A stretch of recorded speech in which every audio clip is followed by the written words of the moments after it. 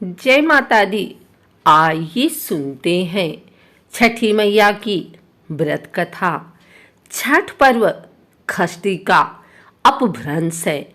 कार्तिक मास की अमावस्या को दिवाली मनाने के 6 दिन बाद कार्तिक शुक्ल को मनाए जाने के कारण इसे छठ कहा जाता है।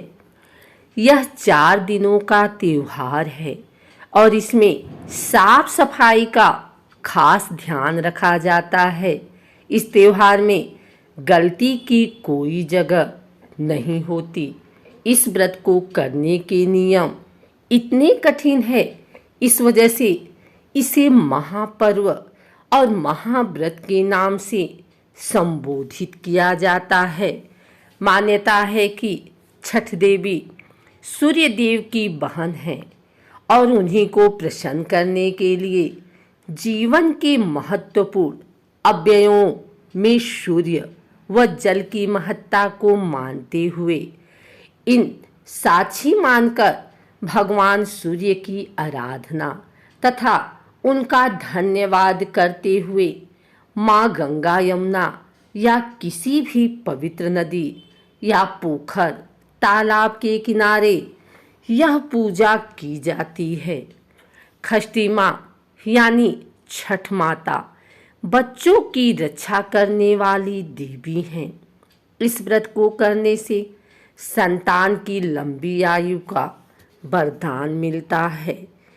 मार्कंडेय पुराण में इस बात का उल्लेख मिलता है कि सृष्टि की अधिष्ठात्री प्रकृति देवी ने अपने आप को 6 भागों में विभाजित किया है।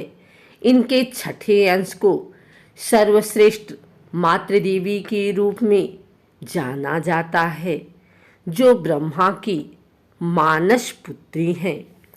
वो बच्चों की रक्षा करने वाली देवी हैं। कार्तिक मास के शुक्ल पक्ष की षष्ठी को इन्हीं देवी की पूजा की जाती है। शिशु के जन्म के 6 दिनों बाद इन्हीं देवी की पूजा की जाती है। इनकी प्रार्थना से बच्चे को स्वास्थ्य, सफलता और दीर्घायु होने का आशीर्वाद मिलता है। पुराणों में इन्हीं देवी का नाम कात्यायनी बताया गया है, जिनकी नवरात्रि की षष्ठी तिथि को पूजा की जाती है। आइए सुनते हैं छठी मैया की व्रत कथा। कथा के अनुसार प्रियव्रत नाम के एक राजा थे। उनकी पत्नी का नाम मालिनी था। दोनों की कोई संतान नहीं थी। इस बात से राजा और उसकी पत्नी बहुत दुखी रहते थे। उन्होंने एक दिन संतान प्राप्ति की इच्छा से महर्षि कश्यप द्वारा पुत्रेष्ट यज्ञ करवाया। इस यज्ञ के फलस्वरूप रानी गर्भवती हुई। 9 महीने बाद संतान सुख को प्राप्त करने का समय आया तो रानी को मरा हुआ पुत्र प्राप्त हुआ। इस बात का पता चलने पर राजा को बहुत दुख हुआ।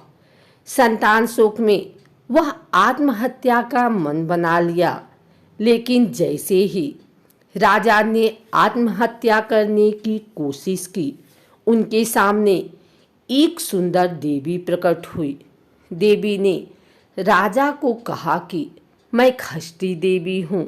मैं लोगों को पुत्र का सौभाग्य प्रदान करती हूँ।